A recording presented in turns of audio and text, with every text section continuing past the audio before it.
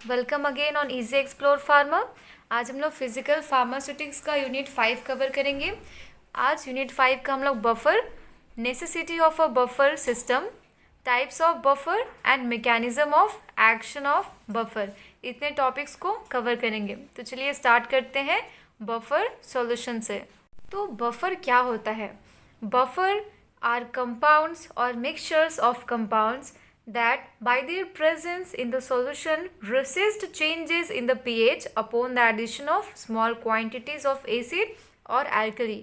Buffer एक ऐसा solution होता है जो अपने pH को रेसिस्ट करता है, मतलब अपने pH को चेंज नहीं होने देता है, either addition of the small amount of acid और बेस।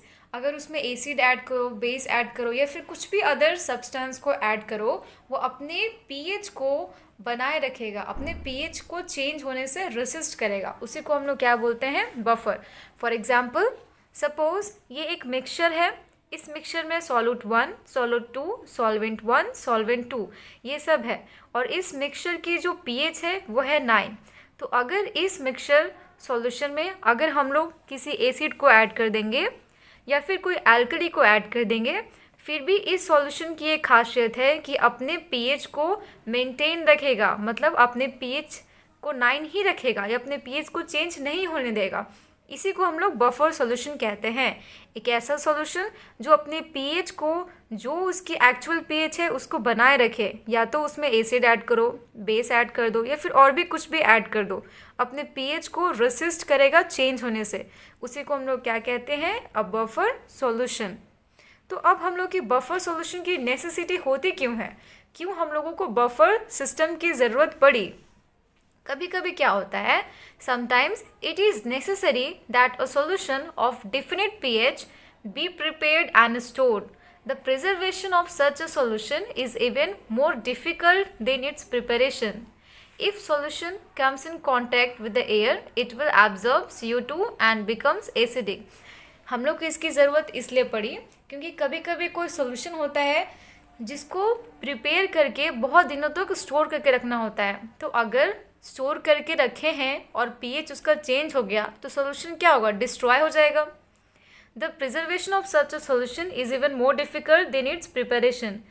और इस तरह के सॉल्यूशन को प्रिपेयर करके, प्रिजर्व करके रखना और स्टोर करके रखना वो उतना ही डिफ़िकल्ट है, उससे भी ज़्यादा डिफ़िकल्ट है जितना डिफ़िकल्टी उसको प्रिपरेशन करने में हुई है। अगर मान लो जो सॉल्यूशन को स्टोर करके रखे हैं, अगर वो सॉल्यूशन एयर के कांटेक्ट में आ जाता है, तो अगर CO2 एब्जॉर्ब कर लेता है तो क्या हो जाएगा? एसिडिक हो जाएगा। उसी तरह से अगर दूसरी तरफ देखें तो अगर सॉल्यूशन को स्टोर करते हैं किसी ग्लास बॉटल में, और क्या होगा कि उस ग्लास बॉटल की एल्कलीज की इम्प्योरिटीज़ उस बॉटल में है, और अगर वो इम्प्योरिटीज़ उस बॉटल में रखे सॉल्यूशन में घुल जाती है तो वो बॉटल की जो भी सॉल्यूशन रखा है वो कैसा हो जाएगा? बेसिक नेचर का हो जाएगा। तो उसकी पीएच क्या हो जाएगी? चेंज हो जाएगी। Due to this reason pharmaceutical solutions are buffered as the buffer solution are capable of maintaining the pH। इसी के कारण, इसी सब प्रॉब्लम्स के कारण फार्मास्यूटिकल सॉल्यूशन प्रिपेयर किया जाता है। जो फार्मास्यूटिकल सॉल्यूशन क्या होता है, उसको पहले बफर कर देते हैं ताकि वो अपने सॉल्यूशन पीएच को क्या रखे? मेंटेन रखे। बिकॉज बफर सॉल्यूशन क्या होते हैं? कैपेबल होते हैं अपने पीएच को मेंटेन रखने में at some fairly constant value when even small amount of acid और base are added। मतलब बफर सॉल्यूशन कैपेबल होते हैं अपने पीएच को मेंटेन करने में पूरी तरह से कांस्टेंट, एक कांस्टेंट वैल्यू पे अगर small amount of acid add कर दो या फिर small amount of base add कर दो। तो ये था हम लोग को पीएच की ज़रूरत क्यों है। Why do we need a buffer system. तो अब हम लोग देखते हैं टाइप्स ऑफ बफर में। बफर्स की मेनली जनरली बात करें तो मेनली 2 टाइप्स ही होते हैं, acidic buffer and basic buffer. But एक एक्स्ट्रा बफर होता है, उसको बोलते हैं फॉस्फेट बफर। तो आइए अब हम लोग एसिडिक बफर, बेसिक बफर को डिटेल्स में समझते हैं। तो अब हम लोग देखेंगे एसिडिक बफर क्या है। An acidic buffer is a combination of weak acid and its salt with strong base.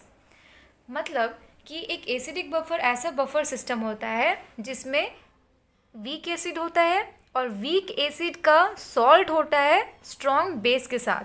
For example suppose CH3COOH एक वीक एसिड है, ठीक है।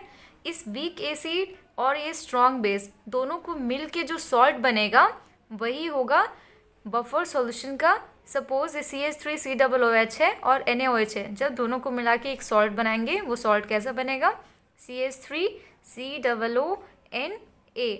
तो this is the salt of strong base and weak acid. तो ये क्या होगा, ये एसिडिक बफर में आएगा। तो एसिडिक बफर क्या होता है, it is a combination of weak acid and its salt, means it's salt का मतलब है वीक एसिड का salt with strong base. For example CH3COOH एक वीक एसिड है और वीक एसिड का सॉल्ट CH3COONA। तो ये क्या हो जाएगा, एक एसिडिक बफर हो जाएगा।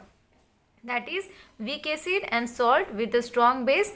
इसको हम लोग कॉन्जुगेट बेस भी कहते हैं। उस तरह से और भी अदर एग्जाम्पल है H2CO3 plus NaHCO3, H3PO4 plus NaH2PO4, HCOOH plus HCOONA।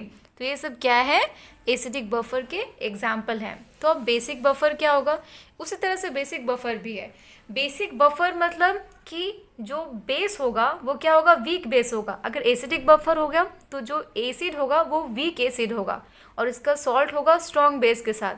लेकिन अगर बेसिक बफर है मतलब बेसिक है हो रहा है वो उसका वीक है, वीक बेसिड होगा और इसी वीक बेसिड का सॉल्ट होगा स्ट्रॉन्ग एसिड के साथ, ठीक है।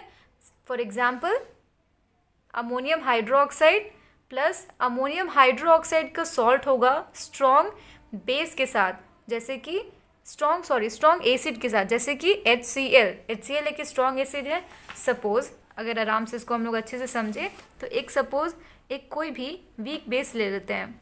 एक वीक बेस लेते हैं हम लोग किसको, अमोनियम हाइड्रोक्साइड NH4OH, और एक लेते हैं हम लोग स्ट्रॉन्ग एसिड। क्योंकि ये दोनों को मिला के हम लोग को क्या बनाना है, एक सॉल्ट बनाना है। अगर HCl ले लिया और अगर ये दोनों से हम लोग सॉल्ट बनाएंगे तो सॉल्ट कैसा हो जाएगा, वो NH4Cl। तो ये सॉल्ट क्या है, this salt is a combination of week base and strong acid. तो बेसिक बफर क्या होता है, बेसिक बफर की डिफिनेशन में ही क्या बोलता है, एक वीक बेस होगा, weak base plus salt and its salt, weak base का salt and salt of its salt, its का मतलब ये weak base and its salt of strong acid.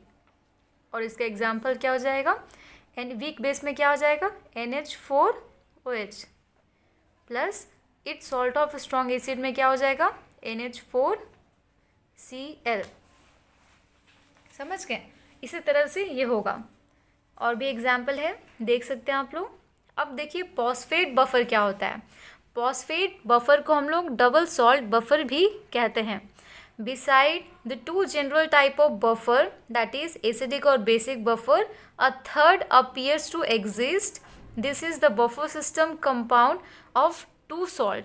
ये दो सॉल्ट का मिला के ये जो बफर आता है उसको फॉस्फेट बफर कहते हैं। थोड़ा सा फॉस्फेट बफर को हम लोग थोड़ा डिटेल्स में देख लेते हैं।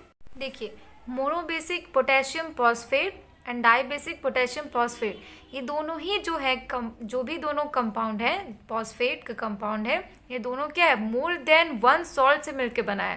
तो इसको कौन सा बफर कहेंगे, फॉस्फेट बफर। तो अब हम लोग देखते हैं कि हाउ बफर वर्क्स, कैसे बफर काम करता है। Buffer action, the resistance of a buffer solution to change in its pH is known as buffer action. Buffer की वो कैपेसिटी जिससे कि वो बचाए रखता है, मेंटेन रखता है और रेसिस्ट करता है अपने pH को, उसको हम लोग क्या कहते हैं, बफर एक्शन। तो अब देखते हैं कि एसिडिक बफर कैसे अपने आप को एसिडिक pH मेंटेन करके रखता है। तो mechanism of action of acidic buffer, consider कीजिए कि एक बफर सॉल्यूशन है जिस सॉल्यूशन में वीक एसिड क्या है CH3COOH और strong and its salt with strong base क्या है CH3COONA। एक ऐसा बफर सॉल्यूशन है जिसमें ये दोनों क्या है, एज अ इंग्रेडिएंट। कंसिडर कीजिए कि एक बफर सॉल्यूशन है जो जिसमें CH3COOH plus it's salt of strong base CH3COONA है एज अ स्ट्रॉन्ग इलेक्ट्रोलाइट, और ये है एज अ वीक इलेक्ट्रोलाइट। तो अब क्या होगा कि अब अगर ये बफर सॉल्यूशन है, मतलब इसके पास कैपेसिटी है अपने पीएच को रेसिस्ट करने से।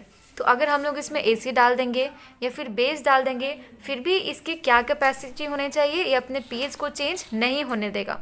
तो चलिए एक एक बार एसिड डाल के देखते हैं एक बार, और एक बार बेस डाल के देखते हैं, और देखते हैं कि क्या इसका पीएच चेंज हो रहा है या फिर नहीं हो रहा है।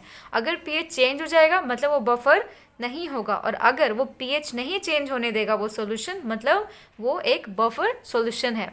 तो अगर हम लोग सपोज एक एसिड डालते हैं, एसिड डालेंगे HCl, सपोज एक HCl को, ये हमारा एक बफर सॉल्यूशन है जिसमें CH3COOH है, CH3COONA है।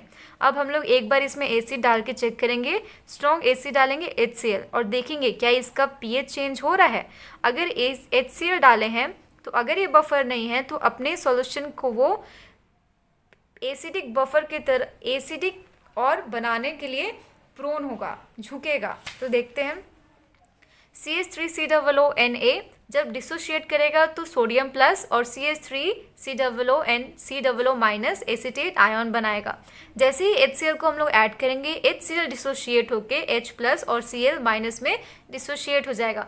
अगर H प्लस डिसोशिएट हो रहा है मतलब कि वो एसिडिटी बढ़ाना चाहिए उस सॉल्यूशन को, एसिडिटी बढ़ाने बहुत बोलेगा कि एसिडिटी को अब थोड़ा सा बढ़ा दो, लेकिन ये जो एसिटेट आयन बोलेगा नो, मैं एक बफर सॉल्यूशन हूँ, मैं अपने एसिडिटी को नहीं बढ़ाऊंगा, और वो इस H प्लस को अपने पास बुला के CH3COOH बना देगा। अब CH3COOH ये एक वीक एसिड है, वो क्या करेगा, वो ज़्यादा एसिडिटी को उतना बढ़ने नहीं देगा, मतलब एसिडिक कैरेक्टर को वो जितना था उतना ही मेंटेन करके रख देगा।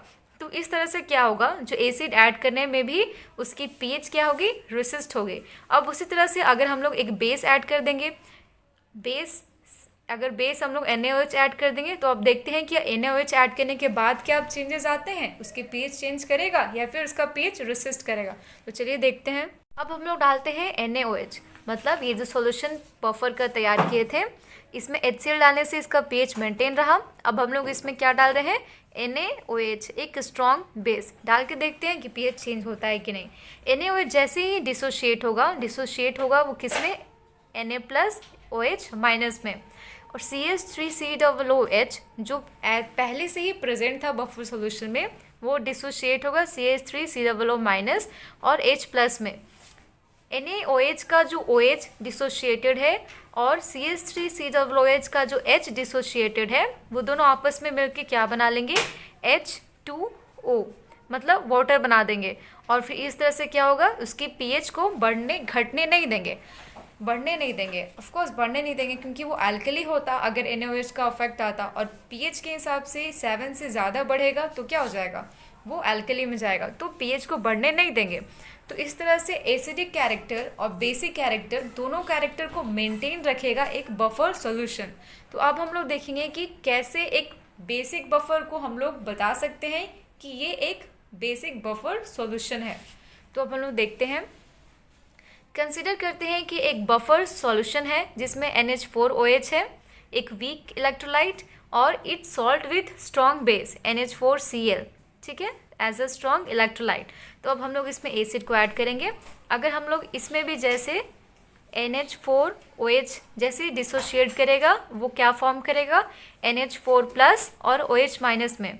तो इस सॉल्यूशन में अगर हम लोग उसी तरह से जैसे एसिडिक बफर में कर रहे थे ना, उसी तरह से इसमें भी करेंगे, HCl ऐड करेंगे, HCl डिसोशिएट होकर H प्लस और Cl माइनस में डिसोशिएट हो जाएगा।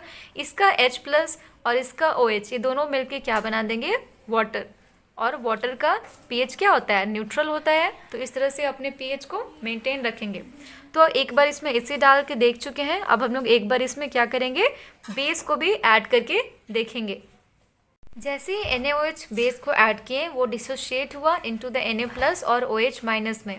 NH4Cl जो पहले ही बफर सॉल्यूशन में प्रेजेंट है वो डिसोशिएट होके Cl माइनस और NH4 प्लस बनेगा।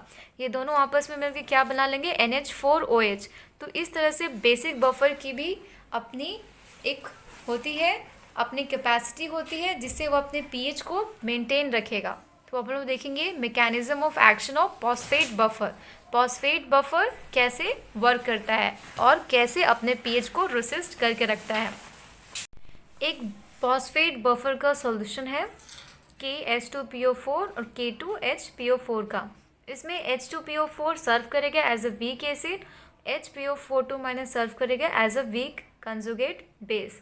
तो अगर इस सॉल्यूशन में हम लोग हाइड्रोनियम आयन और बोल सकते हैं कि अगर हम लोग H प्लस आयन या फिर एसिटिक कोई भी चीज़ ऐड करते हैं तो वो क्या हो जाएगा, वो हाइड्रोनियम आयन HPO4 माइनस 2 से रिएक्ट करके H2PO4 माइनस बना देगा और H2PO4 माइनस ऑलरेडी प्रेजेंट है as a one part of the solution. तो बफर क्या हो जाएगा, सेम का सेम ही रहेगा।